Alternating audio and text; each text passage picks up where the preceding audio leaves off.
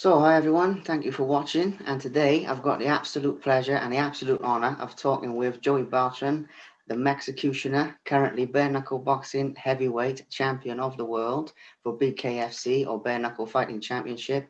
Joey is also an MMA veteran, having competed for UFC, Bellator, Strikeforce, King of the Cage, and others. And he has competed against some of the very best in the game, an absolute who's who list, including current UFC heavyweight champion Stipe, and quite a few others, including Kendall Grove, Matt Mitrione, Pat Barry, Chase Sherman. I've actually got a list here. There's so many guys you fought that are top notch, and quite a few others. As well as having the bare knuckle heavyweight championship of the world, Joey also holds the Police Gazette American heavyweight championship as well. And has also previously held the is it 5150 Combat League or Extreme Cage Fighting as well. You also held that title as well. Two-time Fight of the Night winner with the UFC, and the list goes on and on. So, Champ, it's an absolute honor to have you here today. Thank you for making the time. I appreciate it. Thanks for having me on, man. I appreciate the time. Yeah, my pleasure, my pleasure. So, starting at the beginning, I don't always start this way, but with you, I want to go back in time a little bit because these days people see you as obviously heavyweight champion of the world, UFC veteran, all these incredible things, but obviously it didn't start that way. So, before we get into the MMA, before we get into the bare knuckle, I just want to go back a little bit to your early years. I mean, not really the very beginning, but maybe sort of your teenagehood, young adulthood. It was a struggle. I mean, I know you were very overweight. You had poor grades in school. You were trying to wrestle, but it was a struggle. And there was all these things going on. Rather than dwelling on the negative, I want to get into how you overcame that. How you came out of that situation to make it the success of yourself that you are now, if that makes sense. So let's start there. Yeah, man. I mean, so we go back to like junior high. Is when I first started. I first discovered wrestling, collegiate style wrestling, Olympic style wrestling. But yeah, man, like you said, my grades were horrible. And I would start practicing with the team, and then once the first report card would come out, boom, I would be determined and eligible. So in high school, finally, I had some really good coaches that like kept me on task and kept my head on straight and were on top of me a lot. And so I was good. I was able to stay eligible and compete the whole time and really do well in high school. Unfortunately, what had happened was is that senior year in football, I got hurt and I tore my ACL, and so that kind of like derailed all plans of wrestling and college and stuff like that. So then when I was like 18, 19, 21, 22, like I was just like, I was really bummed and angry at the world and just like, they got really heavy into drugs and alcohol, got put on a lot of weight after high school. I was always a big guy, but I was in shape because I played sports. But then once he took the sports away, it was just like, just beer, just beer and late night fast food. Um, and so it wasn't until like I was like 23, 24 when I started training again, started boxing to lose some weight. And then it kind of like it kind of was like a lingering thought, like, man, I think I could do this. I think I'd be good. I've been in plenty like street fights and stuff like that, like, but like, so I was like, maybe I should try to do this for money. And so I was actually out in Hawaii going to school at the University of Hawaii at Manoa. And that's when I discovered MMA, like training. I was waiting for my bus one time, and I just kind of looked over, glanced over, and I saw like, oh shit, they were doing. They were doing like cage work against the cage. And I was like, oh man, I want to go back. So I went back the next day, watched the class, and went back the third day, and then joined up, and that's how that went. And so then, what really changed my mind, my outlook on things, is when there was the first fight. There was the first fight that those guys were getting ready for, because it was at an arena in Hawaii called the Blaisdell Arena, and it was big. It was big. It was like at least like a few thousand people, like 5,000 people. It was big. And to see people that I was just practicing with, like on that Wednesday, go out there and fight in front of thousands of people on Saturday night, I was like, oh man, this is real. Like this can really happen. And so that's when I was like the paradigm shifted. I was like, oh, so I'm gonna be a fighter. I'm gonna fucking do it. I'm gonna do it. And so I just got real busy, got real heavy into training, moved back to California, and I was still pretty heavy. I was like around 300 pounds, but I was working hard. Little by little, the weight started coming off until I got offered my first fight at super heavyweight. So I weighed in at 285 for my first fight. And I lost that one by a decision, but I was hooked. I was like, man, I want to go back. And just that feeling of, I'll always remember, like, we got in our first heavy exchange right at the end of the first round, and like everybody in the crowd like stood up and went crazy, and like I remember like the hair on the back of my neck like fucking stood up, and I was like, like that's what I want. This is the feeling that I want. Like, and I've been going back for that feeling every time ever since for 14 years. So that's how that happened. And like kept training, kept losing weight, and I was like 265, and then like 235, and then like eventually, like when I got to UFC, I was a smaller heavyweight. I was like 230, 235.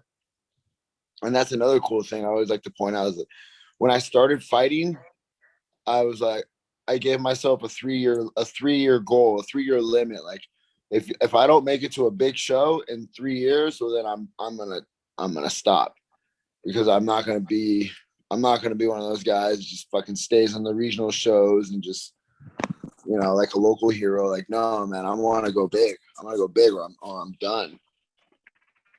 Yeah. And I actually made it 4 days shy of my 3-year mark. So I barely made it. Amazing. But you know, it shows the importance of having goals, though, you know. And I mean, there's so many things in there, including the fact you bounced back from your first loss, which, funny enough, is something I had here. But you know, we've covered that, but it's amazing. And there's so much inspiration, because I think that, you know, a lot of people overlook that, and they see fighters as tough people, and obviously you are, but they don't always see the human side, you know. So that's just why I really wanted to highlight that, of like, it's not Yeah. always easy, but you got there, and it shows other people they can do it too, which is you know, a big motivation behind me doing these interviews in the first place. So I'm glad we could get into that, man. I'm really, really glad. Another thing I want to touch on there with the MMA, you know, before we get into obviously the bare knuckle, which is a whole exciting thing of itself. In your MMA career, I mean, what is your proudest moment? Because the thing is, you had all these highlights, you fought all these guys, you fought obviously Rampage Jackson as well. I forgot to say that, so get that one in there. But you know, you fought these incredible people. But what was your proudest moment in MMA? Maybe in the UFC, maybe it was winning one of the titles. I mean, maybe there's not one, maybe there's more than one. I don't know. But let's talk about that a little bit. You know, I mean, honestly, my MMA career, like the first 3 years was good. Like the first few years when I was grinding to get to the big show, like I was like on a one-track mind, and I was like very much like a starving artist. Like I had no money. It was like we fought on Friday, I was back to work on Monday, and back in the gym on Monday, like, and I was just grinding to get to that spot. And then, like, once I got into the UFC, and yeah, man, like the sleeping beast of my alcoholism came alive, because now we're in Vegas. Now we're partying. Now we get bottle service. Now we're getting fucking VIP treatment. I'm hanging out with like all these. It's fun. Oh shoot. And then like you have people sliding you little stuff, little baggies of here and there, and it's like, oh man. And I went off. Where some people would party on the weekends and then drive home from Vegas, and that's it. Like I said, like that's not the case for me. Like I'm on the phone on the drive home, calling my connection in California. I'm coming back, blah blah blah. Let's meet up, and let's keep the fucking party going. And so it got to the point where like at first, like I would I'd be real disciplined. I would okay, 8 weeks for training camp. I'd shut everything down, no drinking, no booze, no nothing. And then little by little, then it became 6 weeks. And then it became a month. And then it became a couple weeks. And then like towards the end of my MMA career, I was fucking getting high and fucking around like the week of the fight. Like I didn't care. Like I know how to do this. I know how to fight. I know how to fight. Like I got this shit.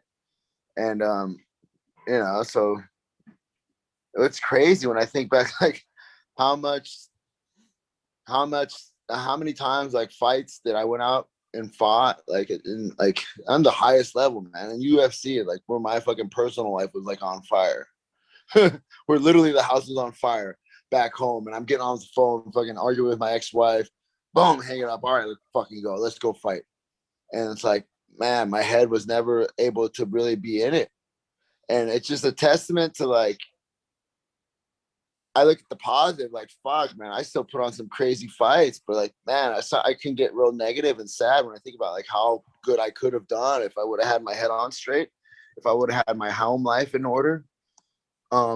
You know, but that being said, I was able to have a second chance. That's why I look at bare knuckle, you know, like I'm doing everything right now, living the right way and keep my head on straight, and you know. But anyways, to answer your question, that being said, all that stuff, all those hardships that I went through in UFC, I mean, honestly, like when it's Hollis Gracie, like I've seen like the nephew of the Hoist Gracie's nephew. That was pretty cool. That was pretty big. I think I was like an 8-1 underdog. Like I won my friend a lot of money. It was out in Vegas. So I got to experience that, like fighting in Vegas. That was the only time I ever fought in Vegas. It was my first UFC fight. And yeah, man, my mom went to that. That's the only fight my mom's ever been to in 14 years. So there was definitely some magic in that moment. So I definitely think that my UFC debut is my favorite one. As far as in Bellator, but definitely submitting Vladimir Matyushenko, that was a fucking highlight for sure.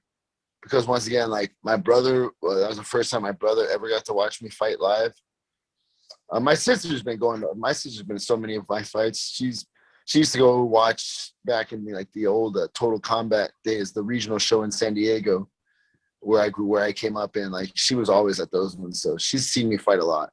But like the one where my mom got to go, and the one where my brother got to go, those were big ones for me. Awesome. Oh, that's incredible. It's incredible stories. And it's something else, when I interview fighters, what they say is the highlight of their career. It's not always what you think, from the outside looking in. So it's really good to sort of get a highlight on that and sort of get a feel for what it was like actually there. All right, so moving on from that, because I think that's a really good insight into the MMA and stuff. Obviously, I've been itching to get to obviously the bare knuckle and everything that's been going on there. Obviously, you've mentioned a little bit about the bare knuckle being a second chance and a shot of redemption and to heal some of those regrets and some of that stuff which is turning a negative into a positive. But was that the main reason that you chose bare knuckle over anything else, over continuing in MMA?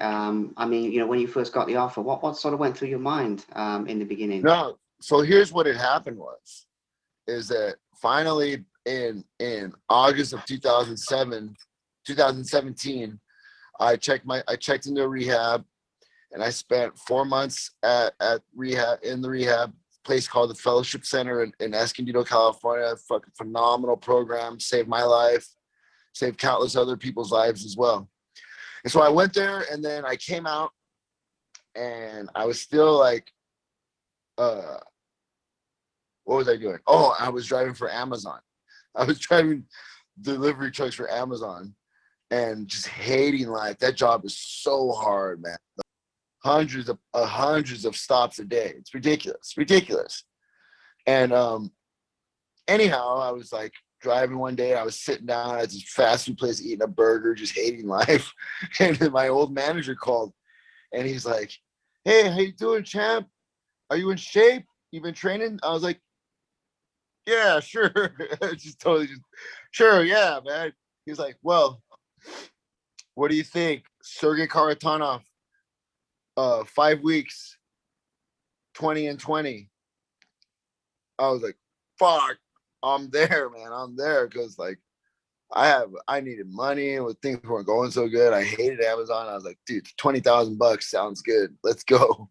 And I fucking so I got as in shape as I possibly could in 5 weeks. Went out there, and now at the time, Sergey was on fire. Sergey was like on a 6 fight first round knockout streak. Like he was killing everybody in the first round. And I went out there and just fucking scrapped it out. We went to a decision. I busted him up pretty good. He busted me up pretty good. It was a great fight. The promoter was happy. Everybody was happy. And I was like, all right, I still got it. I can still do this. Because before then I had not fought in 16 months. Where I was doing all my personal, taking care of my personal business. I had not fought in 16 months. And so then after that, I was like, okay, I still want to fight. I still want to fight. I can do this. And I started training, started getting in shape, losing weight. And for whatever reason, I couldn't get a fight. I couldn't get any fights, like on a smaller show, so I could build up my record to get back into a bigger, like a Bellator UFC. Interested in doing this knuckle stuff, would you? I was like, oh, I would you guys. He's like, well, we're working. They're about to sign Beck, Rowdy Beck. They're about to sign Beck right now, and I think I can get you in there. I was like, shit, man, I'm not having any luck, man. I'll do it. Sounds like a fun time to me. And then once I did, I mean, once I found out, first I said yes. And then when I found out that I was going to fight Tony Lopez, I was like, oh, hell yeah. Now I know that it's going to be crazy. That's a crazy ass fight because we had fought twice already in MMA. And the first one, he broke my arm in the first round. And then I went on a samurai mission to get my honor back. And it took me 5 fights to finally get a fucking rematch with him. And then I did. And then we went all 5 rounds, fought for the King of the Cage world title. And then I lost the bullshit decision, I think, in my opinion, but whatever. I lost the decision. And then 2 fights later, I was in the UFC. So I was always, even regardless, I'd fought in the UFC and all fought all over the world and Bellator and all that stuff. I was still had a fucking sore spot in my heart for that guy. So I was like, yes, I get my chance to get my hands on him and gonna do something new as bare knuckle. So it was a win-win for me. And that's how it happened. And then, you know, our fight was crazy. I mean, it was voted the bloodiest fight of 2018. And you know, it's I mean, in my opinion, it's the fight that like put the show over, like because the show up until then, the first bare knuckle show was kind of good. There was some good little highlights here and there, like a couple fun fights, but it was still kind of like I don't really know. And then when we came out and fucking lit the house on fire, and the blood flying everywhere, and just like laid it on the line for 5 rounds, like that's when people are like, oh man, this is what bare knuckle fighting is all about. And so, yeah, man, I've been going back ever since, and I love it. And after the first 2 fights, like, because the Tony Lopez fight was crazy, I got all sliced up. But it wasn't until the end of the fight. It was like the 5th round when I got all sliced up, so no big deal. And then the second fight versus Arnold Adams, which was I actually lost because I got sliced up in the first round, and then by the 4th round, the ref stopped it because the blood wouldn't stop. You know, so then I learned after that. I was like, okay, I gotta change it up, and I gotta change up my approach if I'm gonna have any kind of longevity in the sport. And I've done so, and me and my coaches have done so. Really developed like our own style and our own approach to the bare knuckle fighting game because it's a unique rule set in that you can fight in the clinch. And I mean that really is that's really right up my alley, man, because that's where I loved my MMA career. That's where I survived. If I was able to get somebody against the fence or get somebody in the clinch and make it dirty and grind it out, like I was usually very successful. So I love bare knuckle fighting. I love it. It's fun to me. And it's funny as the people say like on the outside looking in, you might think like, oh, bare knuckle fighting, oh, that's so brutal, it's so dangerous. But to me, from my perspective, it's the easiest. I mean, not easy. It's the safest. It's the safest money for me right now. You know, I don't got to worry about getting kicked. I don't got to worry about any knees or elbows or being stuck underneath a 250-pound guy trying to get up, getting punched in the head. Like, you know, I just have to worry about one guy and two weapons, just his fists. And who cares if they don't have gloves on them? I'm okay with that. Amazing, amazing. Well, you know something, I gotta get now, having heard all that, to obviously winning the title, because this is something that obviously is, I don't know if you consider it the pinnacle of your career. I mean, again, from the outside looking in, it certainly is. But let's get into that, because winning a title, I mean, first of all, obviously, for anyone listening to this that doesn't know this, obviously the Police Gazette title was the first time in the ring since, what was it, 1889 or something like that? What is it? Like a Yeah, yeah, yeah, over 100 years. And then obviously the BKFC heavyweight title, and you're the first guy to defend that as well, against Marcel Stamps, if I'm saying that correctly, former football player. So I want to get into all that whole thing, because there's so many different things to talk about. But before we get into it, when you won the world title, well, both of them in all fairness, the Police Gazette, and when you won the heavyweight world title in bare knuckle, what does it feel like in a moment like that? Because we've been talking about the fights and the cuts and the this and the that and everything, but you turned it around so much, not just once but multiple times. Obviously, like we talked about earlier in the beginning, turned it around for your MMA. Then that went downhill, and you turned it around again. And you've been through all this stuff. And personally, I mean, I've followed your career for ages anyway, so I've sort of seen some of the highs and lows from distance. But when you find, you got there, you won the world title, you're absolutely on top of the world, and you made history, and weirdly, it's so cool, because you made history in a way that maybe you never would have made in MMA, because it's obviously this with bare knuckles, the first time it's come back around, it's the first time it's happened this way. So, I mean, I'm waffling on here, but basically, in that time, what actually went through your head? I mean, what does it feel like in a moment like that when you're on top of the world? If that makes sense. it's definitely a surreal moment. It was it was a for me, it was like, just definitely like clear, like finally, like I had that finally moment, like damn it, because honestly, like it was since I was a little kid, like that's what I just always had that dream, like you're gonna be the world heavyweight champion, you're gonna be the world heavyweight champion, and I'm like, I didn't have I didn't have the horrible childhood, but I didn't have the best childhood. My dad left the house when I was 4, and I was always alone a lot because my mom had to work 2 jobs to support my sister and I, and then my sister was 5 years older than me, so she didn't want to hang out with me. So I was always alone a lot, just with my thoughts and just dreaming and like imagining stuff. Like one day, like this is good. This is what's gonna happen, and it's to have that moment and finally like, fuck, like I was, yeah. Like this is what it was all for. This is what it was all for. And think about all the sacrifices, all the times where I thought about quitting, and all the times where all the relationships that I've lost over the years, or and one of the big ones is like my ex-wife, because towards the end of our relationship, she's like, yeah, if you fight, like that's it, like I'm not gonna stay, like that's it, I'm not gonna get on that ride anymore. And I was I fuck, man, that's what I'm called to do, that's what I'm supposed to do, like that's what I am, I'm a fighter. And so winning the world title after that kind of definitely didn't lessen the blow, because I miss my ex stepkids so much, even to this day. Like I get really, really bummed out and sad. But that's your decisions made in moments will last a lifetime.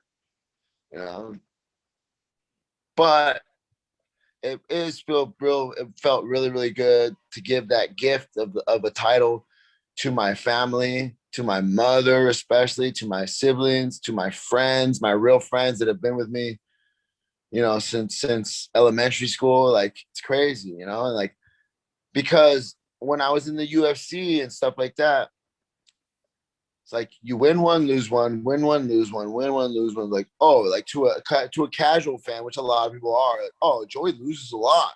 Well, Joey always gets his ass kicked, you know. And so, like, my friends, my real friends would be like, no, no. So they would take the losses just as hard as I would, and they would be out there like waving my flag just as much as, probably more so than myself. And they're to finally give that to them, to my family and everybody. That's freaking awesome to know that like my mom can like tell people at church, well, my son's a world champion. And so that definitely made this whole 14-year journey worth it. And but now, like at this point, like I have my own personal goals. Like I'm defending this title 5 times and then retiring with the belts. That's where my mindset's at. So I don't get too caught up on having the physical belts or the physical titles. Like I'm fucking on one track mind. I got the blinders on and I'm working. I'm grinding every day. Like my next fight, I'm fighting for the title. And I make it a point, like when I get on the plane, like I don't take the belts with me. Like they stay at home. I'm going to go win I'm going to go win the belt. I'm going to go win the belt this time. So, yeah, that's that's how I felt. Incredible. It's an amazing insight. Again, I know I said this before, but it's like it's all the things you don't see just from just from watching the fights or just from following the fights. It's like the inside, and then it's so cool to hear it like that, man. It's amazing. The other thing, because in a minute now, I want to go back to talking about the future and what you just mentioned about your future plans. Before we get there, though, one of the things this looking back that I want to quickly touch on. You fought all over the world. I mean, I know obviously you fought in obviously Mexico, you fought in Russia and Italy, and obviously various US states as well. And I think you fought in Canada, Brazil. All these different places. I mean, so this question is it's a little bit lighter in some ways than some of what we've mentioned. Is it like a favorite place that you fought, like in terms of the crowd, in terms of the atmosphere? Because obviously you've got to see the world through this as well. I mean, that's another highlight that a lot of people Yeah. never get, really, in all fairness. So I mean, I just want to sort of touch on that, and it's also inspirational to young fighters as well who might listen to this. You got to see the world. So let's touch on that a little bit. I mean, is there one? Maybe there's not one. Maybe there's more than one, or maybe for different reasons. But what's like your favorite place you've been to through fighting? My favorite place in terms of the fans and the atmosphere of the arena and how crazy everybody was definitely Montreal, Quebec, up in Canada. Like those fans were crazy. They were crazy. Like I was the third fight on the show. It was only my second UFC fight, so I was the third fight of the night, and I'm 13,000 people. That fucking arena was jam packed from like the first fight on. Like they were not there for like the city stopped for that show. Like it was awesome. It was awesome. Like the atmosphere, and they were crazy the whole night. That's one. As far as like um my favorite place, like as far as like the visit aspect and like hanging out was Sochi, Russia. The Russian Riviera, man. That place is beautiful. And it's so crazy. How like the trees, it's weird because like it was on the beach, but the trees were like pine trees, like in the forest. But then boom, you walk there and the beach is crazy. I've never seen a place like that. And the people, like I always explain it to people. Like I always explain it this way: like Russian people, like they whereas like like in Southern like California or America, like you see somebody, you like lock eyes, like you give them like the courtesy nod or hello, like or whatever. Like that doesn't happen in Russia. Like everyone's just like, but once you talk to them, like they're super nice, they're super warm. They're like everybody's a jokester. Like everybody's like they're super cool people. But like, they're just like, yeah, it's like, whatever. If you don't talk to them, they're not gonna talk to you, and they're not gonna pay you any mind. It's all good. But I mean, definitely like I had some great times in Russia, so I love that place. Amazing, yeah. Funny enough, I have heard that before. I've heard like about the people. Because I've got some friends in Russia or from there, or people who've gone to live there or work there, all this different stuff. And I've heard that a few times. I mean, I've not been there myself, but it's on the list. But I've heard that, and it must be. But then they've all said the same thing, that they're lovely people, and I mean, that's off topic, but I'm just saying Yeah. it's cool, man.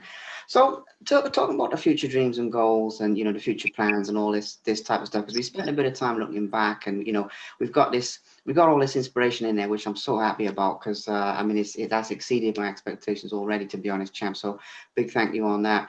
But yeah, I mean looking at the future, because it's the last couple of things now anyway. You mentioned about wanting to defend about 5 times, and these future plans that you've gotten and these future goals. So what is next for the executioner? I mean, what are you aiming for? What's driving you? Is that the main thing that you're sort of working towards at the moment? Five defenses and let's talk about the future a little bit. My definite goal, first and foremost, is to defend. I'm defending my title. Uh, I spoke to Mr. Feldman today briefly. It's either going to be at the end of April or early May for my title defense. I'm excited about that.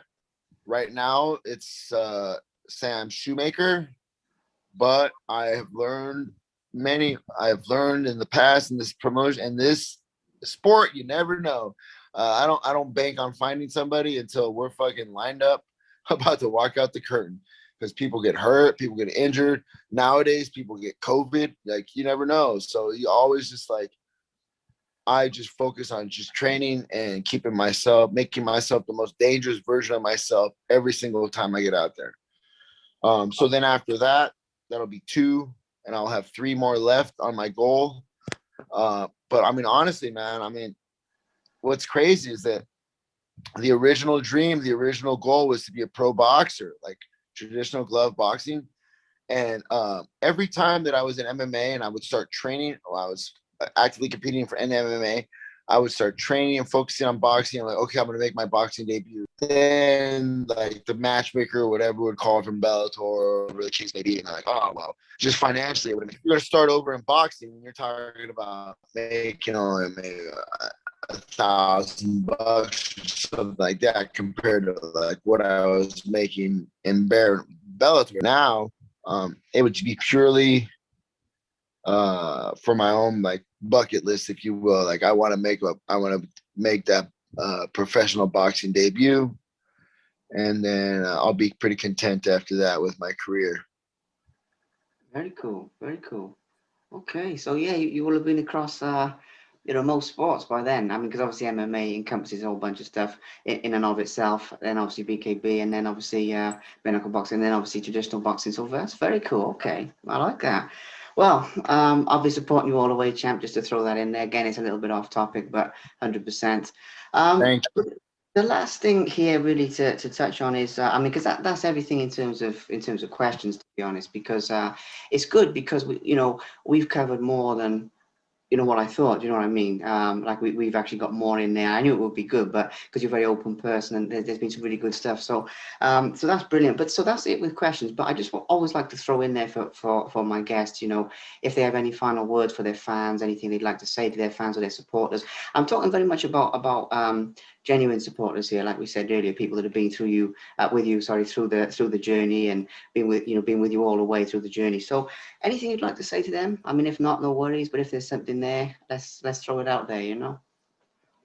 I definitely would like to give a sincere thank you to to everybody who supported me, uh, whether I know you or I don't know you. Like, and oftentimes it's the people that you don't know that like wave your flag the hardest and support you the loudest. And it's beautiful when you come across like heartfelt like DMs on Instagram or social media, and people tell you like how like I motivated them to keep pushing, and that's beautiful. So anybody who's been a fan of mine and the sport, and who finds parallels in their life with their struggles and similar stuff that I've gone through, like, like you can do it too, man. You can do it too. Thank you. Brilliant. Well, like I say, champ, thank you so much for your time. I mean, it's been an absolute pleasure. It's been an absolute honor, and it's exceeded any expectations that I had. So I'm super grateful for your time. Really, really. Thank you. So,